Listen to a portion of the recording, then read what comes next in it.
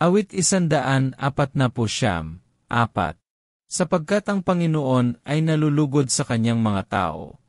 Pinapalamutian niya ang mapagpakumbaba ng kaligtasan.